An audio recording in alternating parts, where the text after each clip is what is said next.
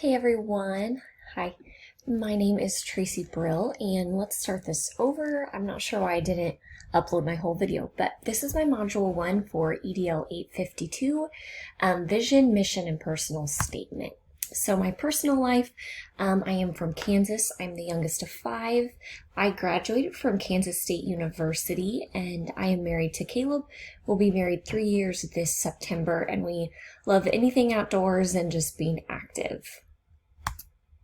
My work environment, this will be my 9th year as an elementary teacher. I've taught 5th grade for 3 years, 4th for 4, and then I'm on my 2nd year as a 2nd grade teacher.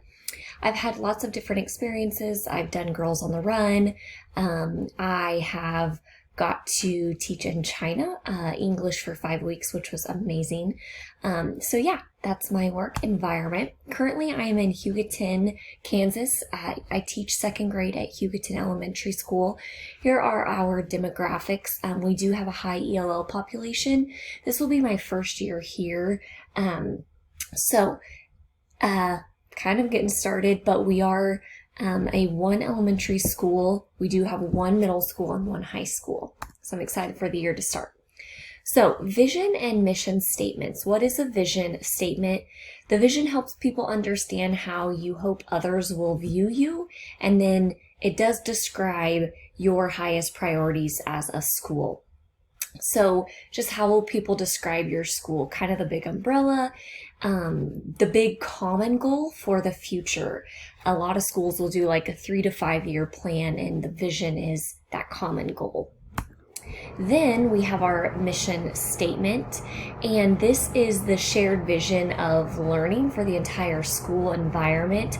This is you have the vision, the big common goal. These are the steps to take that you will reach that vision or that goal in the future. So why are they important? The vision and mission are 2 of the most important steps towards creating a successful program, a successful school. They do give direction and clarity for staff, for parents, for the community, and for students.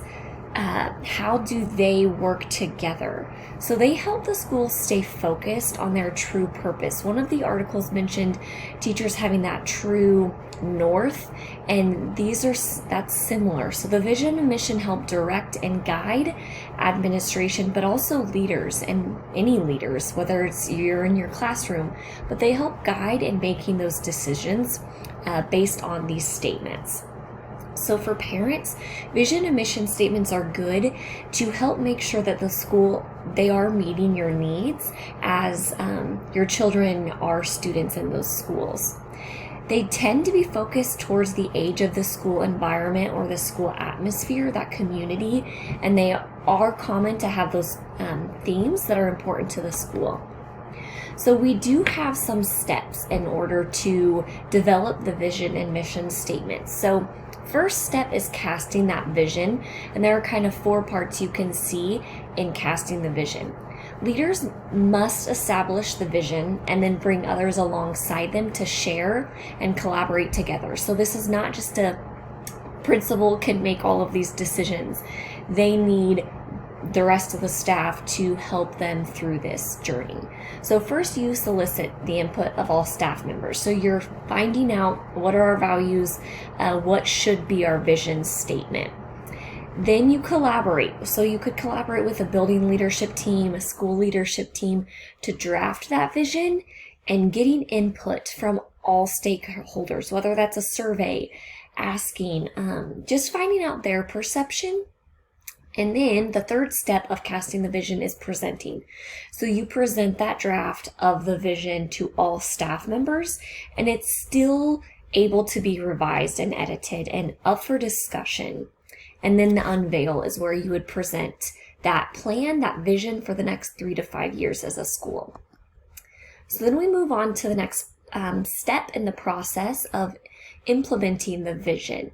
So it is a big responsibility for the principal to communicate that vision, to inspire staff to have that vision, to invest in stakeholders that are going to be part of this vision, as well as creating systems and structures that support that vision implementation.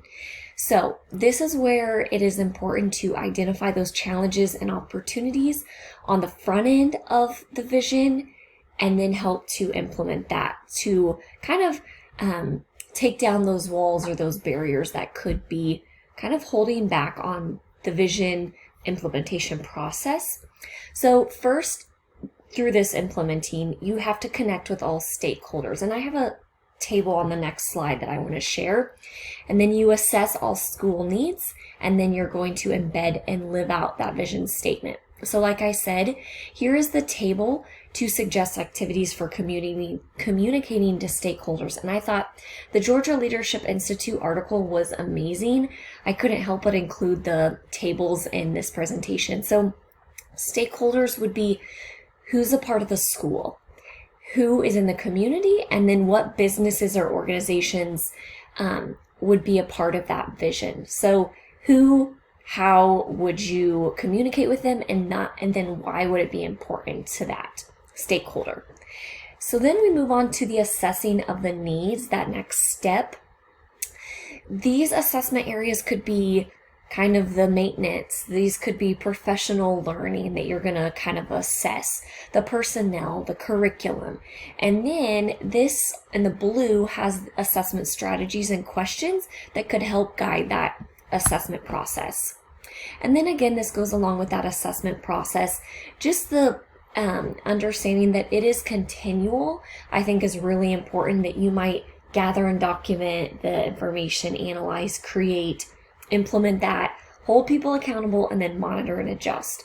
So just remembering that it's never ending. It's not a one and done. The vision is going to be cast and it's going to make all the changes that are needed. So the third step is communicating and branding that vision. The purpose is to create a unique image for the school that reflects that school vision and helps to attract and retain stakeholders who are passionate about that vision, and bringing that to our everyday lives in our schools, and making that a reality for every stakeholder. So effective communication and branding, first, make it a personal promise. So instead of just a sentence or a vision, it helps it become easier. It brings it more to life when it is just a promise that you're going to make to all those that are involved. Then deliver on the experience. So what experiences do you have through your daily life? Could it be you're going to integrate this vision in all of your actions and all of your behaviors, and not just as the leader, but your whole staff as well, making sure that that is becoming just part of your DNA. And then building on a reputation. So persevering when that vision could be hard in those tough times, especially now, making sure that we keep our vision and our mission statement at the forefront of what we're doing. Strategies for building a reputation around vision, just some strategies that you could use, the rationale behind them, and then some examples. So some real life examples that we all need. And then our last is sustaining the vision. So to sustain the vision, it means just making it a way of life. I included this picture of kind of, it is a candlelight, and just remembering that this in order for that candle to keep burning, we have to keep feeding that flame and sustaining the vision. So what are some characteristics of a well-written vision and mission statement? First, make sure it's academically focused. Next, the objectives are clearly expressed, so having vocabulary that everyone understands. Have it clearly displayed around the school, around classrooms, present in classrooms, number 4, and then actively modeled through our everyday lives. And I would say even with that, making sure that when it's actively modeled, that through your meetings that you are starting out with this vision and mission statement. This should be the why and the how of what we're doing. What problems could be present in making these vision and mission statements? If they're not present, it's going to be a lack of direction, lack of passion, enthusiasm, lack of focus or attention from all stakeholders, no buy-in. They could be dated. So if you are a new principal, you don't know how long that vision or mission statement has been there. So update that. Times have changed. We have to keep that in our minds that we've got to keep going with where we are. Could be unattainable, could have conflicts with a school, and just identifying those priorities. So at Hugoton Elementary, again, I said this is my first year, so I've been working for just a month, but the vision and mission statement that we have is Hugoton Elementary parents, teachers, and community will inspire the whole child to think, to learn, to achieve, to care by providing a balanced educational foundation and a progressive learning environment. So how does this mission vision statement of my school compare to my learning?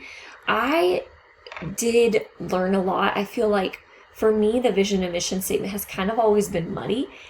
So just knowing what I'm looking for, and I'm still learning through this. So what I think I see so far is that it is a hope for how people will view Hugoton Elementary. So kind of for our future plans, it shows the high priorities of who we are, just the importance of the whole child. We want to teach our kids to think for themselves, to learn, whether that's in the classroom or out of the classroom, to achieve and be successful people, and to care about what they're doing and who they are, and those people around them. So discuss who, and even includes the partnership of the school, parents, teachers, and the community. What would I change?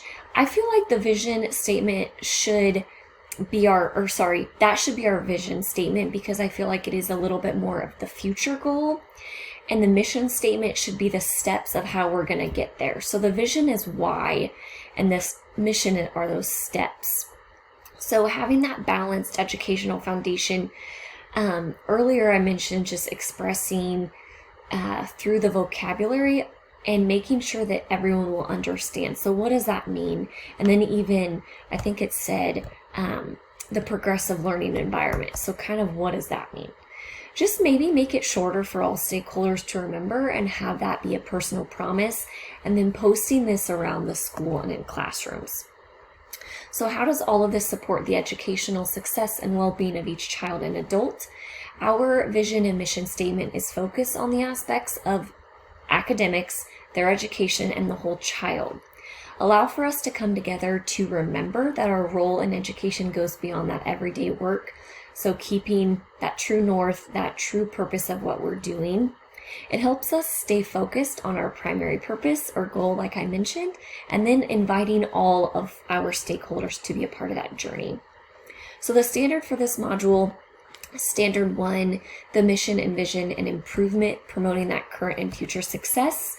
So how do I feel like this correlates with that standard? The module does promote the current and future success of students through the vision and mission statement, and just the learning in the process through that. Educating and gaining knowledge on the importance does correlate with that standard for this module. How is it relevant? Well, just with my current learning of where I am and improving my understanding, I think for me it definitely helped clarify the difference and the importance of both of them, and then how to implement the process. I really learned a lot about that through the Georgia Institute article.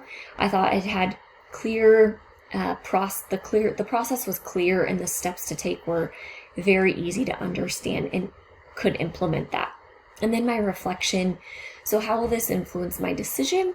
I think just educating staff on the difference and the importance of a vision and mission statement, and then having these statements really drive what we are doing and why we were doing it, and making sure that that is becoming a personal promise and just our foundation in the DNA of what we're doing at the future school that I might be at. So here are my references for this module, and I hope you enjoyed the module and have a good day.